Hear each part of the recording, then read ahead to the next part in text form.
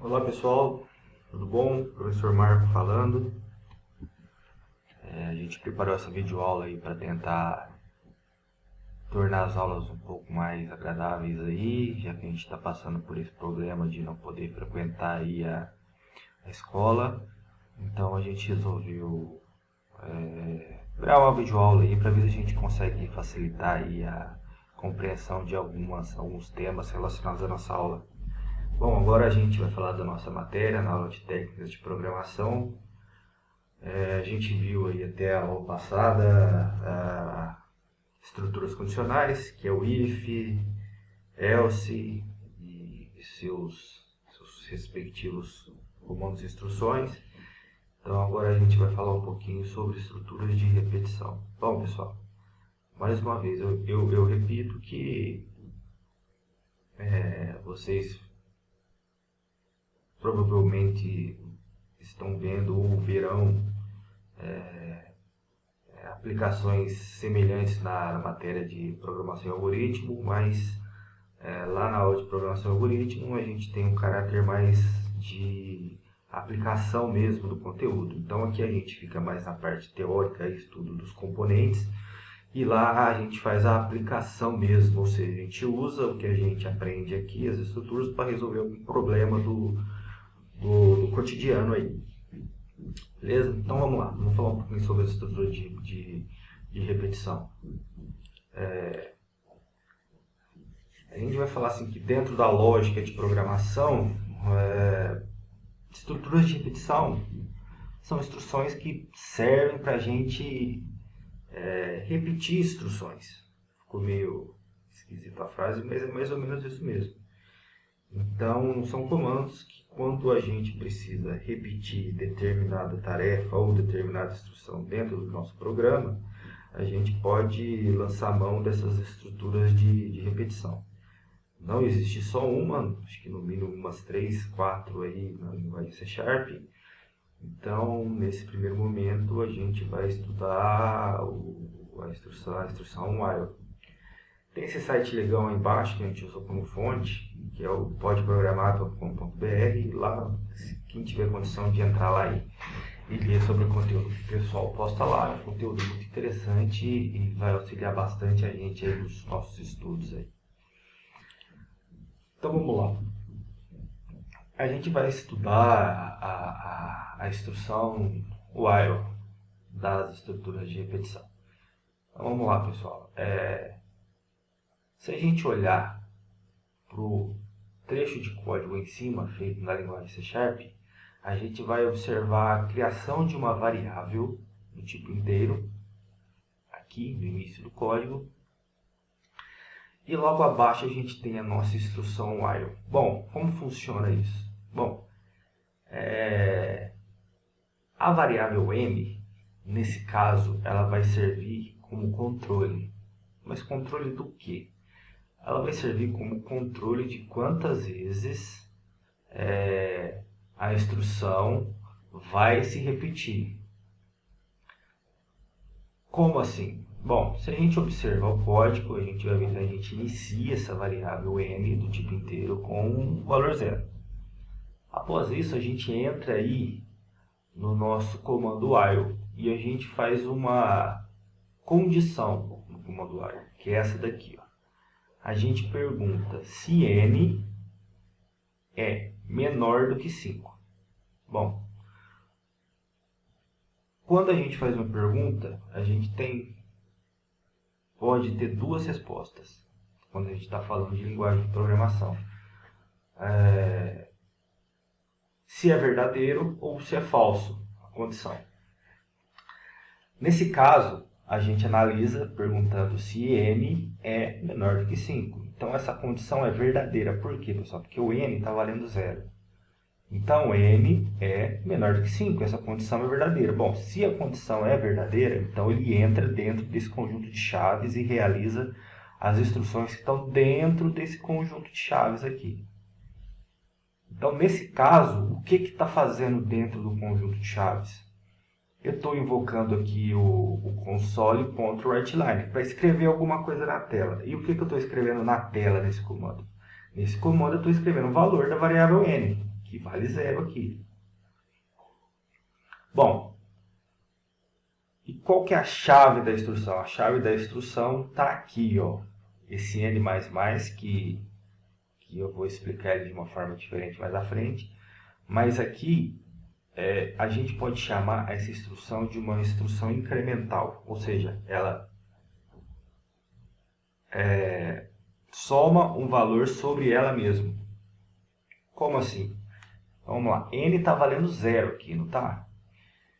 Então, vamos seguir. O n vale 0. Eu vejo essa instrução se a condição é verdadeira. Se a condição for verdadeira, ou seja, se n for menor do que 5, ele vai entrar dentro desse loop aqui, desse conjunto de chaves.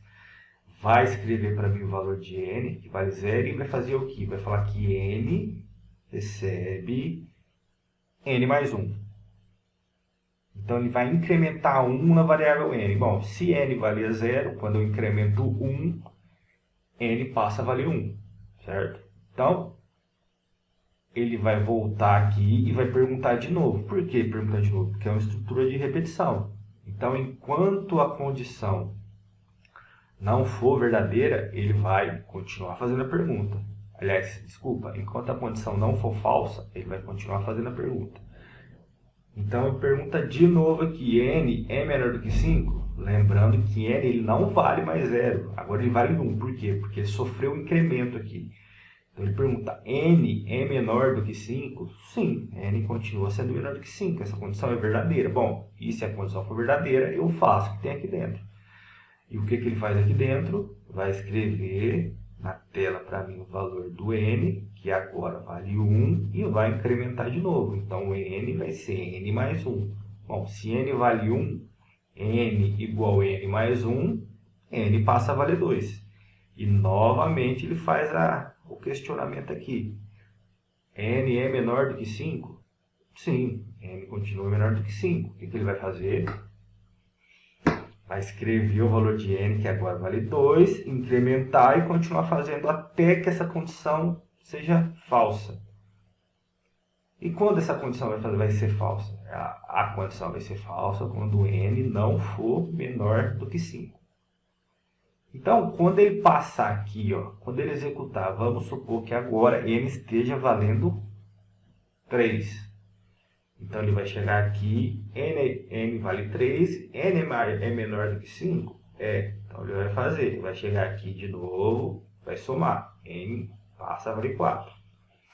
Vai chegar aqui e vai perguntar, n é menor do que 5? Sim, por quê? Porque o n está valendo 4. Então, o que acontece? Ele faz de novo. Bom, agora acontece um negócio interessante.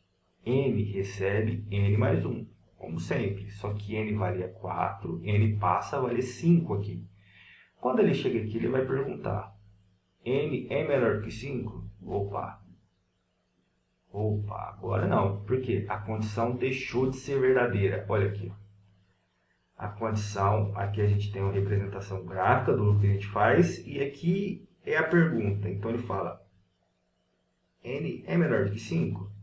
Opa, agora a condição ficou falsa. Bom, se a condição for falsa, eu não faço o que tem aqui dentro. Ou seja, se isso daqui não for verdade, eu não faço o que tem aqui dentro. Beleza, pessoal? Vamos seguir. Bom, aqui a gente tem outra representação e aqui a gente traduziu para tentar ficar mais simples a explicação. Reparem que o código é o mesmo que a gente tinha na página anterior.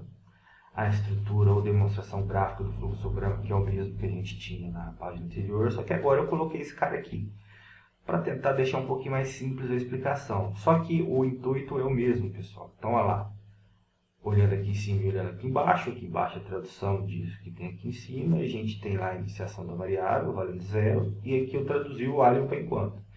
Então, olha, enquanto n for menor do que 5, eu faço o que tem aqui dentro. E aqui eu também mudei um pouco a representação de incremento da variável. Esse n igual a n mais 1 é a mesma coisa que n mais mais. Só que aqui eu acho um pouco mais didático para a gente entender. Então eu pergunto aqui, n é menor que 5. Se for verdade isso, eu vou escrever n na tela do computador e incremento a variável. N recebe n mais 1. Então, n valia 0, 0 mais 1, 1. Perdão. E aí volta de novo. Quando isso aqui deixa de ser verdade, quando n não for menor do que 5. E quando isso acontece, n é menor do que 5? Não, n é igual a 5. Então o que ele faz? Ele não entra aqui. Ele termina a execução do programa. Beleza, pessoal? Vamos fazer um código e acho que vai ficar mais simples. Beleza? Então vamos lá. Então vamos lá, pessoal. Bom, com o Visual Studio aberto, eu vou vir aqui em File, New Project. Sempre observando que linguagem a gente vai utilizar, que é o Visual C Sharp. E eu vou escolher aqui o Console Application. Vou definir o nome aqui, vou chamar de Programa 01. Vou escolher a pasta que eu quero salvar o programa. Já tem uma pastinha criada aqui, mas eu vou criar uma novamente. Vamos lá, tem aqui ó, no meu diretório e aulas, eu vou criar aqui uma pasta chamada Programas. E vou selecionar a pasta, pode ver que já vai vir aqui para baixo, e vou criar o meu programa. Vou aumentar um pouco a fonte aqui para ficar mais fácil para a gente ver. E vou começar a digitar o meu programa. Bom, conforme a gente viu lá no slide, eu vou começar aqui numa variável inteira do tipo n.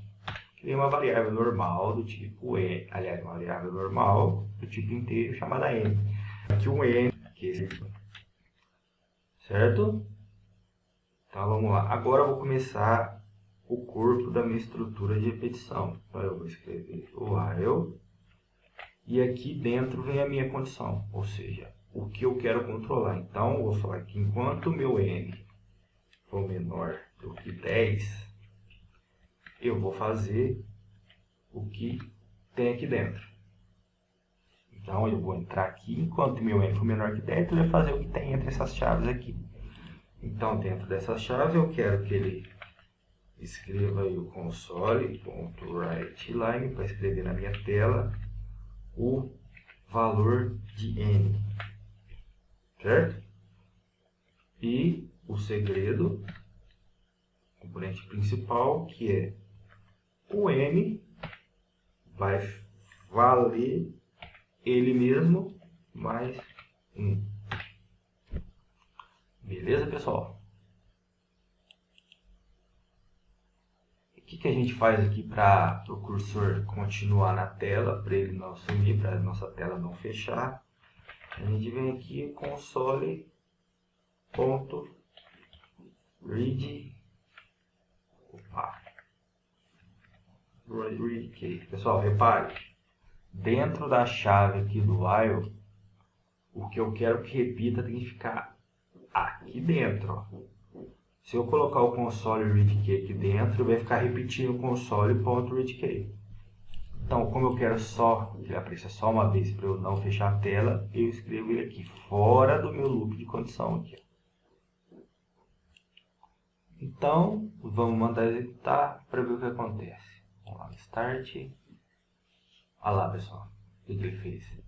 Ele repetiu para mim do 0 até o 9. Por que do 0 até o 9, não até o 10? Porque o que eu falei aqui? Ó, enquanto n for menor do que 10, eu repito. Quando n for maior ou igual a 10, ele não executa o que tem aqui dentro. Beleza? Tá ótimo, então. Pessoal, para quem não tem o Visual Studio instalado no computador, porque é muito pesado ou por alguma outra questão, existe a possibilidade de a gente executar instruções em C Sharp nesse site aqui, ó, lá do .NET Fiddle. Então a gente pode entrar nele e vai ter a abertura aqui, um trecho para a gente escrever os nossos códigos e poder testar e executar. Só a única diferença é que a gente viu que aqui no nosso programa a gente colocou o console.readkey dentro do Visual Studio. Aqui na plataforma a gente não precisa colocar, Por que a gente não precisa colocar? Porque aqui ele não vai abrir aquela telinha preta do console. Porque a janela de execução de resultados ela fica aqui, ó. Então, aqui todos os comandos de interação com o usuário não funcionam. Então a gente não precisa colocar. Então, se a gente digitar o código, da mesma forma que a gente digitou lá, quando a gente vem aqui em executar, ele vai executar para a gente e vai mostrar aqui embaixo. Eu vou colocar até 15 aqui para ficar mais fácil. Olha lá, executou até 15, até 14, né? Porque fica a mesma condição do limite de execuções aqui. Beleza, pessoal?